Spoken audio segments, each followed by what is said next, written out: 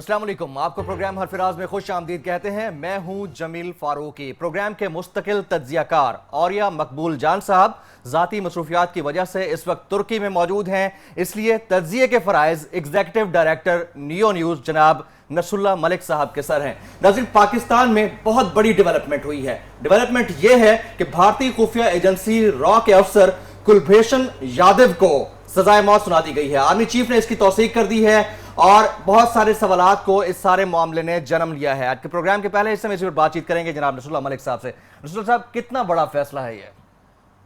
बिस्मिल्लाहिर्रहमानिर्रहीम। देखिए, बड़ा फैसला मैं समझता हूँ। दोनों मुल्कों के माबैन जो एक टेंशन की कैफियत है, लाइन ऑफ कंट्रोल की जो सूरत हाल है, कश्मीर में जो कुछ हो रहा है, इस सारे तनाज़ुर में अगर आप देखें तो एक बड़ा फैसला है। और पाकिस्तान ने, मैं समझता हूँ, एक बड़ा वाज़ेह पैगाम दिया है इस फैसले के बाद कि पाकिस्तान की फोर्सेस और पाकिस्तान की रियासत और पाकिस्तान की हुकूमत किसी सूरत भी हिंदुस्तान की तरफ से जो पाकिस्तान के ख़िलाफ़ साजिशें की जा रही हैं उसको अब कबूल नहीं करेंगे। मैं समझता हूँ और पूरी दुनिया को भी ये एक अब बावर कराया जा रहा है कि पाकिस्तान के अंदर जितने टेररिज्म के वाक़यात हैं, जो पाकिस्तान को गैर मुस्तहकम करने की हिंदुस्तान कोशिशें कर रहा है, उसकी बड़ी मिसाल ये थी कि एक शख्स ऐसा पकड़ा गया जिसके बारे में देखिए हिंदुस्तान ने क्या मौक़िफ़ शुरू में डिनाई किया गया। फिर आज जिस तरीके से हिंदुस्तान का मीडिया, हिंदुस्तान के सियासतदान, आज बीजेपी के लोग जिस तरह से चीखना और चिल्लाना शुरू हो गए हैं, उससे अंदाज़ा होता है कि हिंदुस्तान को कितनी बड़ी तकलीफ़ पहुंची है इस फैसले के बाद। शुरू में कहा गया हमारा स्पाई नहीं है, शुरू में कहा गया कि उसका फोर्सेस से अलग हो चुका था, लेकिन बिलाखिर जब पाकिस्तान ने उसके डोजियर भिजवाए, सारे उसके अपनी जो उसने कन्फेशन किया, उसने अपनी यूएन सिक्योरिटी काउंसिल में भिजवाया, तो मैं समझता हूँ अब बड़ा टर्निंग पॉइंट है ये पाकिस्तान और हिंदुस्तान के माबैन रिलेशन में। पाकिस्तान भी दुनिया को बावर कराना चाहता है कि जो पाकिस्तान के अंदर हिंदुस्तान जो कार्रवाइयाँ कर रहा है, जो पाकिस्तान के खिलाफ जो कार्रवाइयाँ की जा रही हैं, अब एनफ इज़ एनफ, अब ये बंद हो जानी चाहिए और पाकिस्तान किसी सूरत भी ऐसी कार्रवाइयों अब बर्दाश्त नहीं करेगा। मलिक साहब, है तो ये रियासत का फैसला और फैसले हमेशा रियासत के ही मुकद्दम समझे जाते हैं, चाहे मामला पाकिस्तान का हो या दुनिया की कोई भी रियासत हो।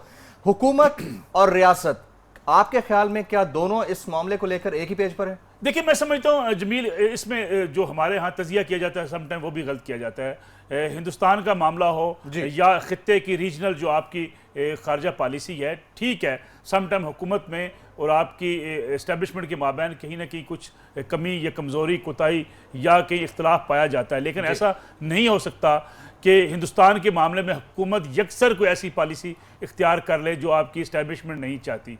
तो मैं समझता हूँ कि इसको आज ख्वाजा आसिफ साहब ने जैसे कि बड़ा वाज़ेह पैगाम दिया, रियासत से मुराद रियासत पाकिस्तान है और रियासत पाकिस्तान की पॉलिसी अनाउंस करना हुकूमत पाकिस्तान का काम है। उनका कहना यह था कि रियासत कभी ऐसी चीज़ें नहीं होने देगी जो पाकिस्तान के खिलाफ कार्रवाई की जा रही है। तो मैं समझता हूँ कि इस रीजनल पॉलिटिक्स को अगर आप पेश नज़र रखें तो पाकिस्तान की हुकूमत भी कोई इस कुलभूषण के मामले में कोई पीछे नहीं थी। हाँ, बयानबाजी पे आपको इख्तलाफ हो सकता है, ये कहा जाता है कि मियाँ नवाज शरीफ ने खुलकर बयानबाजी ऐसी क्यों नहीं की। देखिए, आपके कुछ खारजा अमूर होते हैं, कुछ आपकी डिप्लोमेटिक ज़ुबान होती है, लेकिन पाकिस्तान ने वो सारा डोजियर यूएन भिजवाया जिसमें सारे सबूत इकट्ठे किए गए कि जो कुलभूषण से मुतल्लिक थे, जो उसकी स्टेटमेंट थी और जो उससे रेलिवेंट जितना मटीरियल था वो पाकिस्तान ने यूएन ने भिजवाया है। तो मैं नहीं समझता कि इसमें कोई ऐसा बड़ा इख्तलाफ है जिसको हम कहें कि कोई फौजी क़यादत कुछ और सोचती है या आपकी जो जमहूरी क़यादत है वो कुछ और सोचती है।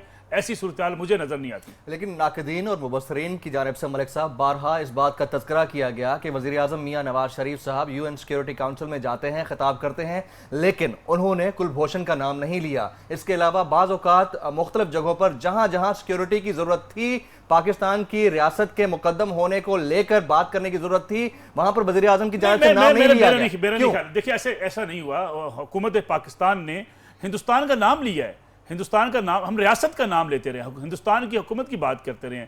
एक फ़र्द का नाम अगर कहीं नहीं लिया गया उस पर पिन पॉइंट किया जा सकता है, उस पर तनकीद भी हो सकती है, लेकिन ऐसा हरगिज़ नहीं है कि पाकिस्तान की हुकूमत जो है वो नहीं चाहती कुलभूषण के खिलाफ कार्रवाई। ये सियासी बातचीत तो हो सकती है, मैं समझता हूँ ये खामखा की एक तनकीद हो सकती है, लेकिन ऐसा हरगिज़ नहीं है।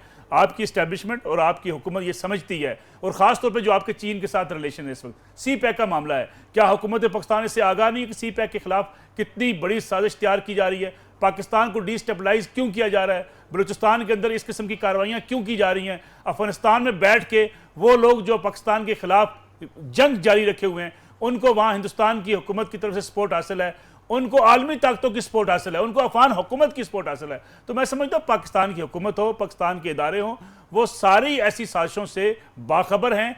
इसलिए कोई ये समझना कि पाकिस्तान की हुकूमत शायद कोई बड़ी कार्रवाई नहीं करना चाहती, एस्टैब्लिशमेंट कार्रवाई करना चाहती है, मैं नहीं समझता कोई इस किस्म का इतना कोई बड़ा इख्तिलाफ मौजूद है। मलिक साहब, let's talk about the foreign policy. क्या पाकिस्तान की फॉरेन पॉलिसी में एक शिफ्ट आया है? क्योंकि एक वक्त था कि अगर वहां से एक पाकिस्तानी माहिगीर या कैदी को रिहा किया जाता था तो खैर सगाली के तौर पर पाकिस्तान की जानिब से दर्जनों कैदियों को रिहा कर दिया जाता था। अब मामलात यहाँ तक आन पहुंचे हैं कि हमारी तरफ से सजाए मौत के फैसले सुनाए जा रहे हैं। तो क्या हम अपनी फॉरेन पॉलिसी में एक शिफ्ट लेकर आए हैं? मैं समझता हूं हिंदुस्तान जिस एग्रेसिव तरीके से पूरी दुनिया पे पाकिस्तान को बदनाम करने पे तुला हुआ है, हिंदुस्तान मुसलसल दुनिया को यह बावर कराना चाहता है कि पाकिस्तान जो है वो दहशतगर्दों के खिलाफ कार्रवाई नहीं करता, पाकिस्तान ने दहशतगर्द पाले हुए हैं, और जितनी हिंदुस्तान के अंदर जो कुछ हो रहा है उसकी जिम्मेदारी पाकिस्तान पर डालने की हिंदुस्तान बार बार कोशिश करता है। तो मैं समझता हूं कि पाकिस्तान ने भी ये तय किया कि कम से कम हिंदुस्तान की जो मुजालम है, जो हिंदुस्तान जो कुछ कर रहा है कश्मीर के अंदर, उसको ना सिर्फ हाईलाइट किया जाए बल्कि जो पाकिस्तान में हिंदुस्तान की मुदाखलत है उसको भी दुनिया के सामने बताया जाए। अफगानिस्तान वाली सूरत आपने देखी, हमने अफगानिस्तान की हुकूमत को जाके भी कहा कि जो लोग वहां बैठे हैं उनको इन ममालिक से सपोर्ट हासिल है, हमने उसके सबूत दिए अफगानिस्तान की हुकूमत को। फिर अफगानिस्तान की हुकूमत की तरफ से भी हमें वो रिस्पांस अब तक नहीं मिला जो मिलना चाहिए था। अफगान हुकूमत हमारे ऊपर एतराज़ उठा देती है। तो मैं समझता हूँ पाकिस्तान के लिए ये ज़रूरी था कि पाकिस्तान एक ऐसा जो है सख्त किस्म का रिस्पांस दे ताकि दुनिया को पता चल सके कि पाकिस्तान के खिलाफ जो साजिशें हैं उसको किसी सूरत अब पाकिस्तान बर्दाश्त नहीं करेगा। मलिक साहब, आप हमारे साथ मौजूद हैं और प्रोग्राम के दौरान मुसलसल हमारे साथ मौजूद रहेंगे। पाकिस्तान तहरीक इंसाफ से कराची से सीनियर रहनुमा जनाब फैसल वावडा साहब ने हमें ज्वाइन किया है। फैसल वावडा साहब, हरफराज के लिए वक्त निकालने का बहुत शुक्रिया। इंतहाई अहम डेवलपमेंट हुई है और इस डेवलपमेंट के ऊपर आज पूरा दिन पाकिस्तान की जानिब से और इंडिया की जानिब से मीडिया पर बातचीत होती रही है। आपके भी नॉलेज में होगा कि कुलभूषण यादव को सजाए मौत सुना दी गई है। आप क्या समझते हैं, क्या यह रियासत पाकिस्तान का फैसला है, हुकूमत पाकिस्तान का फैसला है, पाकिस्तान का फैसला है?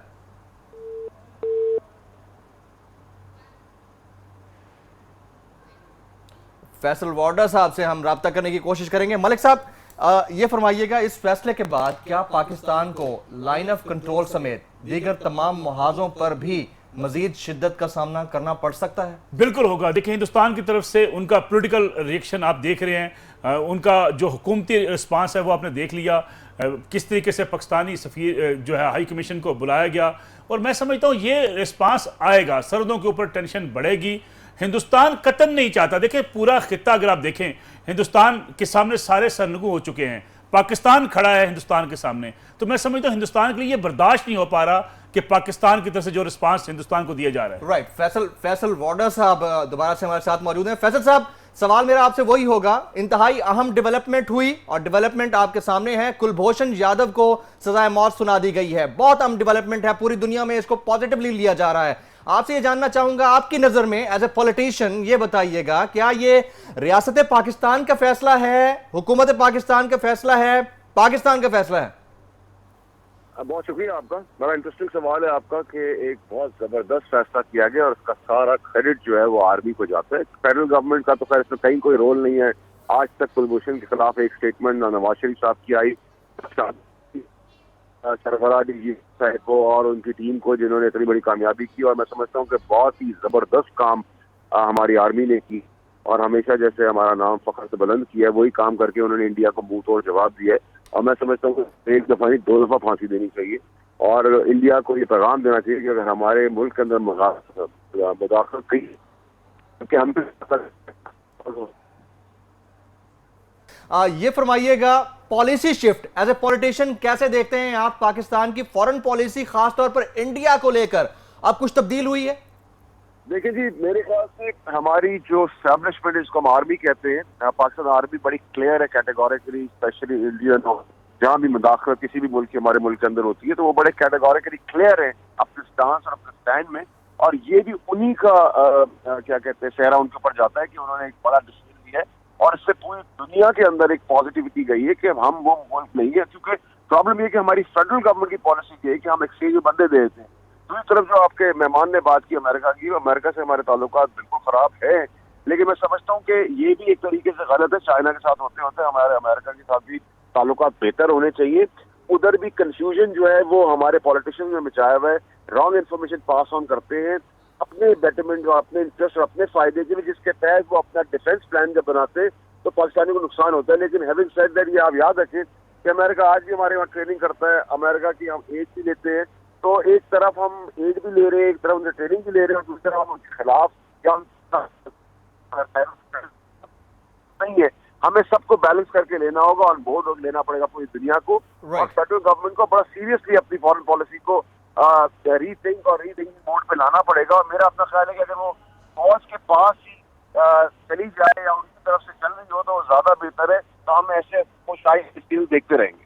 जनाब फैसल वॉडर साहब, पाकिस्तान तहरीक इंसाफ के कराची से रहनुमा, आपने वक्त निकाला, बहुत शुक्रिया आपका। नसरुल्लाह मलिक साहब, ये फरमाइएगा इस फैसले की टाइमिंग कितनी इंपॉर्टेंट है? इस वक्त ये फैसला आना, जबकि पनामा लीक्स के फैसले के हवाले से ये कहा जा रहा है कि अब आया कि कब आया, उससे पहले इस फैसले का आना कितना इंपॉर्टेंट है? देखिए, मैं समझता हूँ पनामा आपका इंटरनल मसला है। ये हिंदुस्तान के साथ ताल्लुकात आपके एक मुसलसल उतार चढ़ाव का शिकार रहते हैं, और ख़ास तौर पे मैंने जैसा कि पहले कहा था कि आपके सी पैक की वजह से आपके ताल्लुकात को और ज़्यादा उसमें बिगाड़ पैदा हुआ है। हिंदुस्तान के लिए बड़ा मुश्किल है ये बर्दाश्त करना कि पाकिस्तान इकानमी के लिहाज से मजबूत हो, पाकिस्तान सिक्योरिटी के लिहाज से मजबूत हो, पाकिस्तान की इंटरनल जो सूरत हाल है वो ज़्यादा बेहतर हो।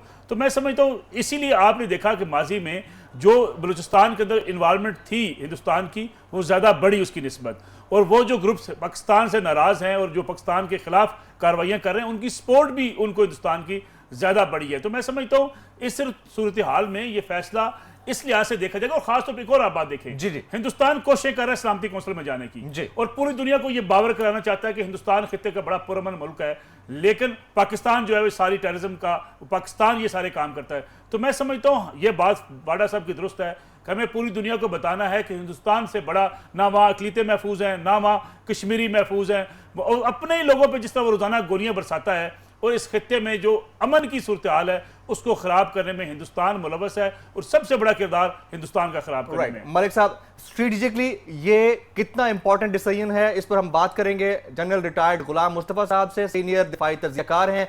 बहुत शुक्रिया गुलाम मुस्तफा साहब। ये फरमाइएगा, ISPR के मुताबिक भारतीय एजेंट पर आर्मी एक्ट 1952 की दफा 59 और 1923 के सेक्शन 3 के तहत ट्रायल किया गया है, ये कितना इंपॉर्टेंट है स्ट्रेटेजिकली, इस पर आप रोशनी डालिएगा जरा।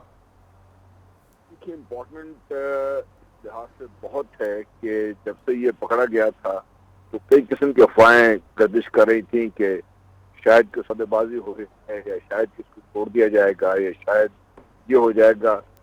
लेकिन जो कहा था उसके मुताबिक फौज ने कार्रवाई की है, और जब पकड़ा गया इसको तो इसी दफा के तहत इसको पकड़ा भी गया है। और जब प्रोग्रेस हुई है इसकी केस की, फील्ड जनरल कोर्ट मार्शल हुआ है, इसको वकील भी मिले हैं, इसने अदालत के सामने, मजिस्ट्रेट के सामने एतराफी बयान भी दिया है, तो तमाम जो कानूनी कार्रवाइयाँ थी वो काजे थे वो पूरे करके सजा दे दी गई है।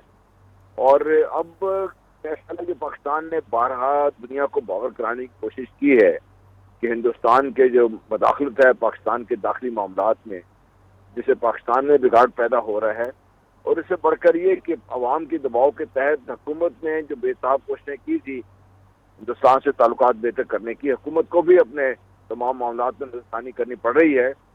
तो ये जो भी लॉबीज थी जो हिंदुस्तान से ताल्लुकात बेहतरी चाहती थी, टेलीविजन के बाद अगर आपने देखा हो तो वो सब ठंडे पड़ गए हैं और मात पड़ गए हैं, और कहते हैं कि पाकिस्तान यूं ही बातें करता है और सबूत कोई नहीं है, सामने आ गया है जी। इस लिहाज से एक तो अंदरूनी तौर पर जो ऐसी लॉबीज थी उनका मुंह बंद हो गया है, पाकिस्तान को ही मौका मिल गया दुनिया को बावर कराने के लिए, और अवाम को ये एतमाद हो गया है कि फ़ौज पाकिस्तान के तहत जो के तहत जिसको पकड़ती हैं तो सजा उसको देती हैं। और अब बाकी जो मामलात हैं जिस तरह चलेंगे आगे सुप्रीम कोर्ट के पास, तो उस जगह पे एक अच्छा सा लगा रहता है। अच्छा जनरल साहब कता कलामी की माजरत, ये फरमाइएगा, ये फील्ड जनरल कोर्ट मार्शल आखिर है क्या? आम लोगों की इस्तेलाह के लिए, आम लोगों की इस्लाह के लिए, बल्कि ये बताइएगा, लोगों को पता नहीं है कि ये है क्या बेसिकली। क्या ये अपने कैदियों को, अपने लोगों को सजा देने के लिए होता है, या बाहर के मुल्क के जो लोग होते हैं, ऑफिसर्स हैं, उनको भी सजा देने के लिए हो सकता है? ये जी अपने लोगों को भी सजा दिया जाता है, डिपेंड करता है क्राइम किस किस्म का है, उसकी नौयत की कोर्ट बनती है।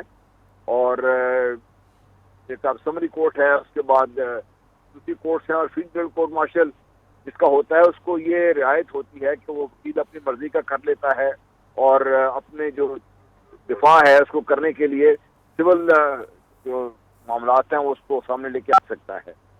और अच्छा। बाकी जो मामलात अंदरूनी तौर पर डील करने के लिए या जिनके जराइम इतने सख्त नहीं होते उनके लिए लोअर कोर्ट्स हैं जो फैसले करती हैं। राइट। अच्छा जनरल साहब, क्या कुलभूषण जाधव के पास इस फैसले के बाद कोई और रास्ता बचा है अब अपने आप को बचाने के लिए? देखिए रास्ता, जनरल साहब आप सुन सकते हैं हमें?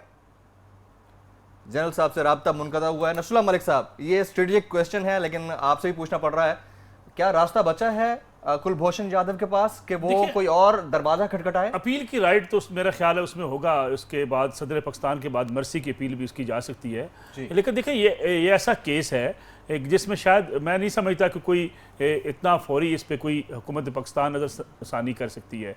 बुनियादी तौर पे आपकी नेशनल सिक्योरिटी का मसला है। नेशनल सिक्योरिटी में फिर एक ऐसा फ़र्क जो पाकिस्तान के ख़िलाफ़ एक पाकिस्तान के दुश्मन मुल्क की कहने पे पाकिस्तान में आके ऐसी कार्रवाई में मुलव्वस है जो पाकिस्तान को सबूताब एक्टिविटी करता रहा है, तो सारे उसके सबूत मौजूद है। मैं समझता हूँ असल मसला क्या है, मसला ये है कि पाकिस्तान बार बार ये चाहता है, जो बात जनरल साहब बात कर रहे थे, कतन पाकिस्तान में ये नहीं पाकिस्तान चाहता कि हिंदुस्तान से कुछ जंग हो जाए।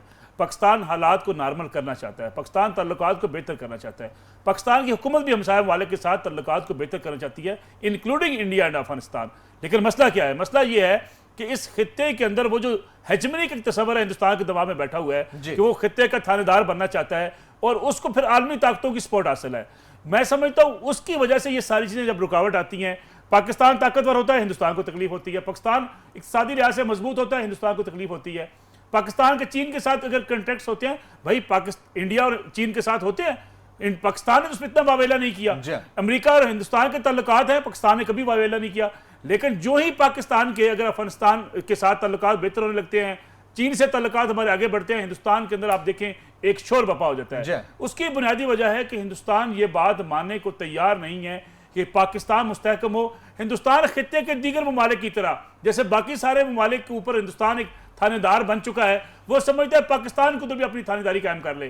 तो ये वो बुनियादी फसाद है जिसकी वजह से हिंदुस्तान जब तक ये बात नहीं समझेगा कि पाकिस्तान एक इंडिपेंडेंट, आज़ाद और खुद मुख्तार मुल्क है और पाकिस्तान में अगर वो मुदाखलत करेगा तो पाकिस्तान का रिस्पांस उतना ही सख्त वापसी में आएगा। जिस तरह ये हिंदुस्तान को बावर हुआ, मैं समझता हूँ आलमी ताकतों को ये बावर हुआ कि ऐसा नहीं हो सकता कि पाकिस्तान को नीचा दिखा के आप हिंदुस्तान को उसका थानेदार बना दें, तब हालात नॉर्मल होना शुरू होंगे। अफगानिस्तान के तल्लुकात भी पाकिस्तान के साथ इसी वजह से अब अफगान हुकूमत के साथ बिगड़े हुए हैं कि जो सुपर ताकतें हैं वो नहीं चाहती, वो अपनी पॉलिसियों को लेकर अफगानिस्तान के अंदर चलना चाहती हैं।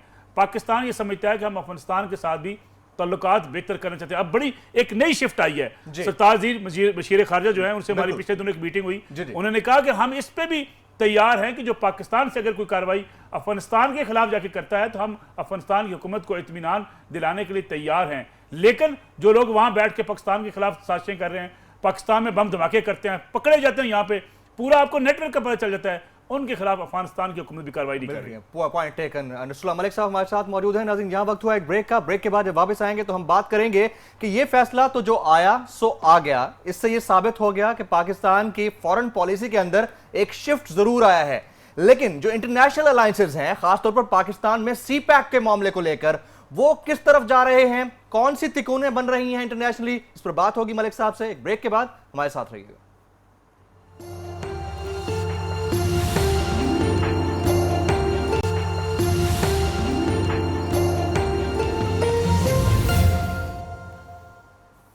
Welcome back. प्रोग्राम के दूसरे हिस्से में हम बात करेंगे कि इंटरनेशनल अलायंसेस किस तरह से बनने जा रहे हैं। फैसला तो पाकिस्तान की जानिब से आया और बड़ा इंपॉर्टेंट फैसला है और इसने साबित कर दिया है कि पाकिस्तान के लिए, पाकिस्तानियों के लिए पाकिस्तान से ज्यादा मुकद्दम कोई चीज नहीं है। नसरुल्लाह मलिक साहब, executive director news neo news, हमारे साथ मौजूद हैं। नसरुल्लाह मलिक साहब, ये फरमाइएगा, इंटरनेशनल अलायंसेस अब किस तरफ जा रहे हैं? कुछ पिछले दिनों पता चला था कि इजराइल, ईरान और इंडिया इनका एक अलायंस बनने जा रहा है। इसी तरह पाकिस्तान, चाइना और दीगर ममालिक एक दूसरे के साथ मिल सकते हैं, जिनमें रशिया भी शामिल हो सकता है। अब किस हद तक दुरुस्त है, खासतौर पर इस तरह का जब फैसले सामने आ रहे हैं, तो भारत के साथ हमारी डाइवर्सिटी होने क्या जा रही है आइंदा दिनों में? देखिए जमील, दुनिया के हालात बदल रहे हैं, दुनिया की खारजा पॉलिसी में बड़ा एक शिफ्ट आ रहा है। उसका एक बुनियादी वजह यह है कि अब खित्ते अलग अलग नहीं रहे। मिडिल ईस्ट की जो पॉलिसी है, आलमी ताकतों की पॉलिसी, वो भी आपको डिवाइड कर रही है। आप पाकिस्तान एक पलड़े में जा रहा है, दीगर ममालिक किसी दूसरे पलड़े में जा रहे हैं। हमें अपनी पॉलिसी बनाते हुए हमें देखना है, हम मिडिल ईस्ट के ममालिक, खासतौर पर अपने अरब ममालिक को हम किसी सूरत भी नाराज करने की पोजीशन में नहीं है। और हमें अपनी पॉलिसी को वहां शिफ्ट करना है, उन ममालिक के पलड़े में अपनी सपोर्ट को डालना है कि जो पाकिस्तान के हमेशा से इत्तेहादी रहे हैं। लोग कहते हैं कि ईरान नाराज हो रहा है, लोग कहते हैं कि ईरान के साथ पाकिस्तान के ताल्लुकात बिगड़ जाएंगे। पाकिस्तान ईरान के साथ ताल्लुकात बिगाड़ना नहीं चाहता, लेकिन कभी तारीख उठा के देख लें, कभी ऐसा नहीं हुआ कि अफगानिस्तान, ईरान ने पाकिस्तान की खातर कोई बड़ा काम किया और बड़ी सपोर्ट ईरान से हासिल रही हो। देखिए आपको याद होगा तो क्या शहनशाह ईरान के जमाने में बिल्कुल पाकिस्तान के बड़े आइडियल ताल्लुकात। उसकी वजह यह नहीं थी कि शहनशाह ईरान पाकिस्तान के साथ ताल्लुकात बेहतर करना चाहते, उसकी वजह यह थी कि इस खित्ते में अमेरिकन की जो सबसे बड़ी लॉबी थी वो शहनशाह ईरान थी। सर किसी इजलास में शिरकत नहीं करता ईरान हमारे साथ। इसलिए मैं आपसे अर्ज कर रहा हूं, पाकिस्तान ये समझता है कि वो ममालिक जो पाकिस्तान के साथ खड़े हैं, जो पाकिस्तान की किसी मुश्किल वक्त में उनके साथ खड़े हो सकते हैं, पाकिस्तान अपनी पॉलिसी को शिफ्ट कर रहा है उन ममालिक के साथ, उनको टॉप प्रायोरिटी पे रख रहा है। खराब किसी के साथ ताल्लुकात नहीं करना चाहता, लेकिन तरजीहात वो है। इंटरनेशनल अफेयर्स पे तो आपसे बात हो ही रही है, मजीद बात भी करेंगे। जनाब जमात इस्लामी पाकिस्तान के सरबराह, अमीर जमात इस्लामी पाकिस्तान सिराजुल हक साहब हमारे साथ मौजूद हैं। सिराजुल हक साहब, बहुत शुक्रिया हरफराज के लिए वक्त निकालने के लिए। आज कुलभूषण जाधव की सजाए मौत का फैसला सामने आया है, आर्मी चीफ ने इसकी तौसीक कर दी है। एक मजहबी जमात के सरबराह की हैसियत से इस फैसले को आप कैसे लेते हैं? बिस्मिल्लाहिर्रहमानिर्रहीम। हर मुल्क का ये हक है कि वो अपने मुल्क को महफूज बना ले। और कुलभूषण पाकिस्तान आए थे तो अमकाने तो नहीं आए थे, ना खालाजी के घर आए थे, बल्कि तखरीबकारी के लिए आए थे। और इतने बड़े हैसियत का एक ऑफिसर जो पकड़ा गया, इंडिया ने अब तक उस पर कोई माजरत भी नहीं की, ना माफी मांगी। ये तो पाकिस्तान है कि उन्होंने अब तक इस मसले को उस अंदाज से बैनुल अक़वामी फोरम पे नहीं उठाया जो उठाना चाहिए था, और इंडिया के मकरू चेहरे से पर्दा हटाना चाहिए था। लेकिन अब जब रियासत ने तमाम तकाज़ी पूरी किए हैं और कहते हैं कि शवाहिद की बुनियाद पर और हक़ाइक़ की बुनियाद पर हमने फैसला किया है, तो मैं समझता हूँ कि पूरी कौम अपने मुल्क को महफूज बनाने और सिक्योरिटी के हवाले से साथ खड़ी है। ये कोई जज्बाती मसला भी नहीं है। और यह है कि इससे एक मैसेज तो जाना चाहिए कि पाकिस्तान का ये हक है कि जो यहाँ तखरीबकारी कर रहा है और दहशतगर्दी कर रहा है उसके खिलाफ कार्रवाई हो। यहाँ भी एक आईन, एक कानून, एक निज़ाम तो है। अगर इंडिया आगे बढ़कर झूठ का सहारा लेता है तो हमें भी सच का सहारा लेना चाहिए और सच लोगों तक पहुँचाना चाहिए। 70,000 से ज्यादा लोग शहीद हो गए हैं और धमाके हो गए हैं, चौक और चौराहे और मसाजिद और पता नहीं कहाँ कहाँ ऐसा इलाका है जहाँ धमाका नहीं हुआ। तो इसमें सिर्फ कुलभूषण तो नहीं, नेटवर्क भी होगा, उसका भी पता चलाने की। अब हर इंसान की जरूरत है कि उनको एक पुरअमन और खुशहाल पाकिस्तान मिले। सिराजुल हक साहब, आप ये कहना चाह रहे हैं कि ये फैसला जो आया है ये रियासत का फैसला है, हुकूमत का फैसला नहीं है, आप ये कहना चाह रहे हैं? देखिए, अगर आर्मी चीफ ने एक फैसले की तौसीक की है तो इसका मतलब यह है कि उन्होंने पूरी तहकीक के बाद ये डिसीजन किया है और उसको अनाउंस किया है। इसलिए अब सियासत की बजाय या इंग्लैंड की बजाय पूरी कौम इसके पुश पे खड़े हो, ताकि हमारे इस मुल्क में मजीद भी अगर कुलभूषण है जिनके आने का इरादा है उनका रास्ता रोका जाए। क्या खारजा पॉलिसी में पाकिस्तान ने अब दो टोक मौक़िफ़ अपना लिया है कि वो वक्त अब जा चुका जब भारत एक पाकिस्तानी माहीगीर कैदी को रिहा करता था तो खैर सगाली के तौर पर पाकिस्तान की जानिब से दर्जनों कैदियों को रिहा कर दिया जाता था? क्या पॉलिसी शिफ्ट आ चुका सिराजुल हक साहब? असल में माहीगीरों का मसला बिल्कुल एक और है, वो इंसानी मसला है, पानी में तैरता है, इधर उधर तो हो जाता है। कभी कभार इस तरह एक पायलट भी रास्ता भूलकर एक और मुल्क के सरहदी हिलाफर्जी कर सकता है, लेकिन ये तो खालिसतन नियत और इरादे के साथ एक मुल्क में अफरा तफरी और तखरीबकारी और दहशतगर्दी का मंसूबा है, इसलिए उनको उनके मानों में नहीं लेना चाहिए। तो एक बहुत संगीन मसला है। क्या इस फैसले के बाद पाकिस्तान को कश्मीर समेत दीगर मामलात पर, दीगर तमाम मुहाजों पर मजीद शिद्दत और संगीनी का सामना करना पड़ सकता है? सिराजुल हक साहब, कौम को इसके लिए तैयार रहना चाहिए? मेरे ख्याल में अब तक जो वजारत खारिजा है वो उस लेवल का नहीं है जो हालात का तकाजा है, इसलिए तो कलभूषण की गिरफ्तारी के बाद भी बैनुल अक़वामी फोरम पर इस मसले को इस तरह नहीं हटाया गया और ये पस मंजर में चला गया। अगर हुकूमत शोर मचाती और सही तौर पर इस केस को आगे ले जाती तो इंडिया बहुत ज्यादा यानी वो माफी मांगता, मादरत करता, लेकिन ये लम्हा उनको नहीं मुहैया किया गया। तो मैं ये समझता हूँ कि अब क्लियर अपने इंडिया के साथ अपनी पॉलिसी की वजाहत जरूरी है कि हमारे उनके साथ दोस्ती उस वक्त नहीं हो सकती जब तक वो पाकिस्तान को तस्लीम न करे, मकबूजा कश्मीर के हवाले से बैनुल अक़वामी मौक़िफ़ को तस्लीम न करे, यहाँ तहरीकारी और बदमाशी और गुंडागर्दी ना छोड़े। और ये तो गुज़श्ता दिनों मोदी जैसे यानी साहिब हैसियत आदमी ने खुद एतराफ़ किया कि बांग्लादेश पर आने में मेरा डेट करता है, पर वो एक मुल्क को तोड़ने में एतराफ़ करता है, उस पर हुकूमत को जाना चाहिए था बैनुल अक़वामी फोरम पर। एक वज़ीर आज़म ने खुद एतराफ़ किया कि दूसरे ममालिक को तोड़ना उनका एक हावी और एक मशगला है। बिल्कुल ठीक है। अमीर जमाते इस्लामी पाकिस्तान जनाब सिराजुल हक साहब, आपने वक्त निकाला, बहुत शुक्रिया आपका।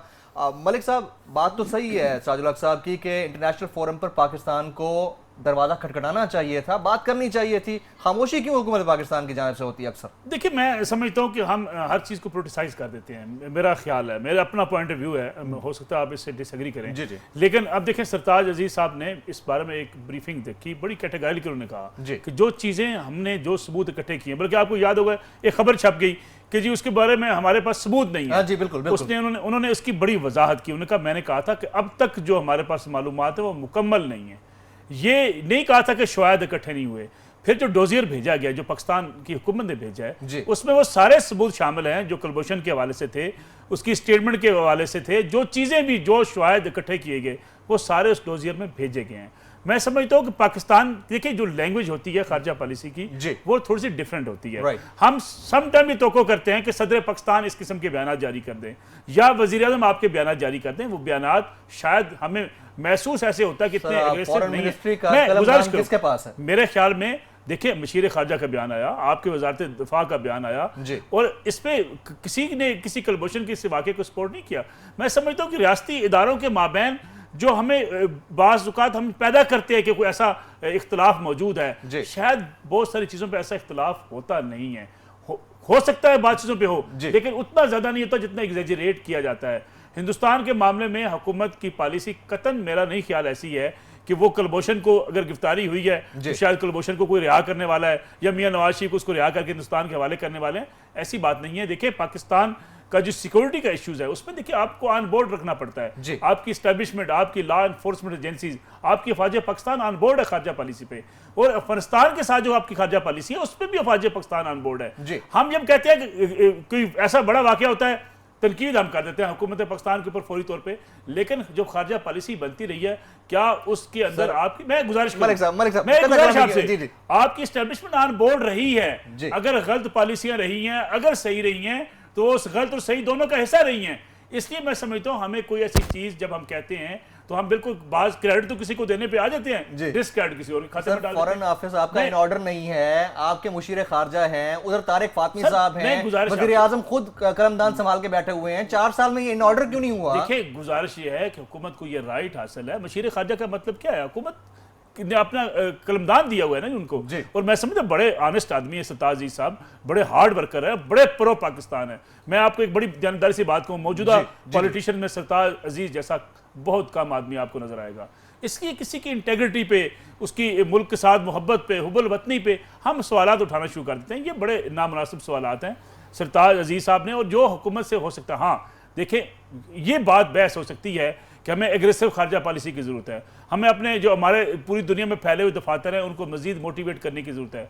वो उनकी कारकर्दगी का फुकदान हो सकता है, लेकिन नीयत के फुकदान के हवाले से जब हम बात करते हैं, मैं नहीं समझता कि पाकिस्तान की सलामती पे और पाकिस्तान की इंटरनल सिक्योरिटी पे और एक्सटर्नल सिक्योरिटी पे शायद कोई भी कंप्रोमाइज करने को तैयार। पाकिस्तान को अब प्रो रशिया या रशिया को प्रो पाकिस्तान होना पड़ेगा सी पैक को लेकर, चाइना तो है। देखिए रीजनल पॉलिटिक्स बदली है, रीजनल आपकी पॉलिसियां बदलेंगी, ये आपको आने वाले वक्तों में आपको नजर आएगा। लेकिन पाकिस्तान ने जो अपनी तरजीहात तय की हैं, पाकिस्तान किसी के साथ अपने ताल्लुकात खराब नहीं करना चाहता। फैसल वाडा साहब बात कर रहे थे अमेरिका की, बिल्कुल यस, पाकिस्तान अमेरिका के साथ ताल्लुकात भी खराब नहीं करना चाहता, लेकिन पाकिस्तान अपनी तरजीहात को मुकद्दम रखना चाहता है। हम अफगानिस्तान के साथ, हम हिंदुस्तान के साथ, हम अमेरिका के साथ, हम रूस के साथ, हम चीन के साथ ताल्लुकात चाहते हैं, लेकिन पाकिस्तान की तरजीहात क्या है कि जहां पाकिस्तान का अपना मुफाद हो सकता है। देखिए ईरान, क्या अमेरिका पाकिस्तान के साथ तमाम तरजीहात को मुकद्दम रखना नहीं होगा, उनकी अपनी तरजीहात होंगी, यकीनी बात है। देखिए ना, मैं इसलिए कह रहा हूं कि जब इस खित्ते में चीन आपके साथ मौजूद होगा तो बहुत से ममालिक को तकलीफ होगी। मैंने पहले भी कहा था कि अगर पाकिस्तान का अगर कोई ट्रेड एग्रीमेंट होता है या पाकिस्तान में कोई इन्वेस्टमेंट चीन की आती है, हिंदुस्तान खामखा चीखना शुरू कर देता है। पाकिस्तान कभी नहीं चीखा हिंदुस्तान के अंदर होने वाली इन्वेस्टमेंट में, लेकिन मैं समझता हूं कि ये मुल्कों की अपनी अपनी तरजीहात रहेंगी। इस वक्त इस रीजन के अंदर जो भी इस बात की कोशिश में है कि हिंदुस्तान को चैंपियन बनाना जाए, वो हिंदुस्तान के साथ अलाइन होगा। पाकिस्तान की कोशिश ये है कि पाकिस्तान अपना केस दुनिया के सामने पेश करे, अपने आप को मजबूत करे, अपनी तरजीहात को दुनिया के सामने लेके जाए, और जो पाकिस्तान की तरजीहात हो सकती हैं उसी की बिना पे अपनी खारजा पॉलिसी को लेकर आगे बढ़े। राइट मलिक साहब, कुलभूषण यादव को लेकर इंडियन मीडिया पहले मैं ना मानूं की पॉलिसी पर अमल पैरा था। आपको भी पता है, हमें भी पता है। ये इस फैसले के बाद आप बड़े बाखबर सहाफी हैं, आपने क्या सुना है? इंडियन मीडिया क्या कह रहा है? चीखना शुरू हो गया, देखें ना, अब तो चीखना शुरू हो गया। हाफिज सईद का नाम आएगा, मसूद अजहर का नाम आएगा, सारा टेररिज्म का जो मलबा है उनका मीडिया पाकिस्तान पे गिराना शुरू कर देगा। देखिए ये बिकता है वहां पे भी, वहां की पब्लिक भी खुश होती है कि मीडिया आज शोर मचाना शुरू कर देगा और वो अपनी कौम को बताना शुरू कर देंगे कि बड़ी ज्यादती की जा रही है कुलभूषण के साथ। देखिए बात ये है, एक शख्स पाकिस्तान में आके जासूसी करता है, पाकिस्तान के अंदर बम धमाके करवाता है, पाकिस्तान को डिस्टेबलाइज करने की कोशिश करता है, उसको आप फूलों के हार तो नहीं पहना सकते। अगर आप उसके खिलाफ स्टेट एक्शन लेती है, रियासत का काम है अपने अपने कवानीन है, अपनी आज़ादी और खुद मुख्तारी की खातर जो भी हुकूमत और रियासत फैसला करे उस पर उसको आज़ादी हासिल होती है। अजमल कसाब को फांसी दे दी, बिल्कुल दी, बिल्कुल दी। तो क्या पाकिस्तान में इसी तरीके से शोर मचा था? नो, हमने तो शोर नहीं मचाया। हम समझते हैं कि हिंदुस्तान के अंदर कोई शख्स हिंदुस्तान के खिलाफ कार्रवाई करे, वो अपनी कार्रवाई करे, जो पाकिस्तान को डिस्टेबलाइज करेगा पाकिस्तान के खिलाफ कार्रवाई करे। बिल्कुल ठीक है जनाब। नसरुल्लाह मलिक साहब, सीनियर सहाफी, तज्जियाकार, सीजन्ड एंकर पर्सन, आपने वक्त निकाला, बहुत शुक्रिया आपका। नाज़रीन, अगर आप फीडबैक देना चाहें तो फेसबुक और ट्विटर पर हमें ज्वाइन कर सकते हैं। आज के इस प्रोग्राम से मेजबान जमील फारूकी को इजाज़त दीजिएगा।